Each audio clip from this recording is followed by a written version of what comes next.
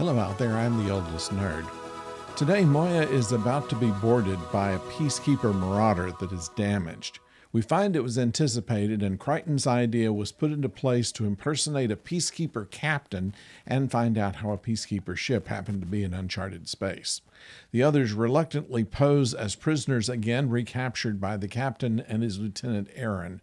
It turns out the peacekeeper marauder was transporting a virus to a new peacekeeper science base that can be reached within 20 arns. Of course, the virus gets out due to skullduggery by Chiana and Rigel, and Crichton's ruse slowly unravels. Ben Browder, in this episode titled A Bug's Life, came up with this idea to assume a peacekeeper accent as Crichton plays out the ruse. His delivery is also more languid and underplayed, as other peacekeeper characters have done, which was clever. He does have a line in there, cats and dogs living together. It was an ad lib and delivered the same way Bill Murray did in Ghostbusters. That impressed Rockne O'Banion, who was the executive producer of the program. He also called Chiana Pip for the first time. That's also an ad lib. Gigi Edgley said that he called her Pip off camera. It's believable that John could imitate a peacekeeper. He certainly had enough opportunities to observe them, and in more than one episode he had to convince people he was a different species. This is the first episode, though, where Chiana is well used. While she has no particular use for Frog Boy, as she called Rigel, they work well as partners in crime.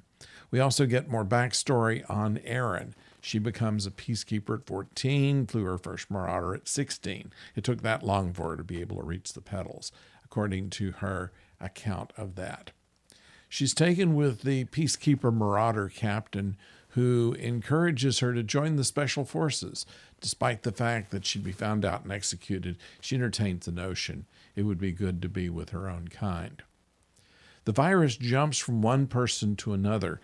It reminds me of the old Irwin Allen television series Voyage to the Bottom of the Sea, where every week some member of the crew of the Seaview has some reason to be compromised, taken over, exposed to radiation, drugged, or just paranoid, and they then attempt to take over the sub.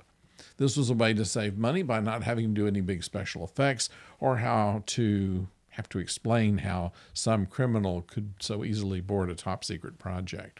It also gave the regular actors something to do rather than call the engine room. In this episode of Farscape, the idea was handled well. It did not seem to be a bottle show. And this is one of the things that Farscape has been pretty good at. Since they're not explorers per se, we don't expect them to have many planet shows.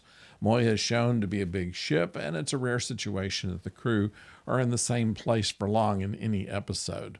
The command deck, the maintenance deck, pilot's den, the flight deck, their quarters, and the passageways are used fairly equally, and it gives this idea that the ship doesn't have one central area that you can get bored with. I read somewhere that Farscape is timeless in its storytelling. As opposed to many science fiction fantasy television series, it doesn't try to tell parables of current society masked by being in the future or being in space, or both. Neither is the space battle show. Our main characters are literally running away, and they have no weapons other than sidearms. In fact, this is one of the only episodes in the series where John Crichton actually kills anyone. As a result, Farscape could have been made this year rather than in 1999 when it was, without any changes. So I'd like to know what you think about this. Please leave your comments below, and if you're not subscribed, please do so.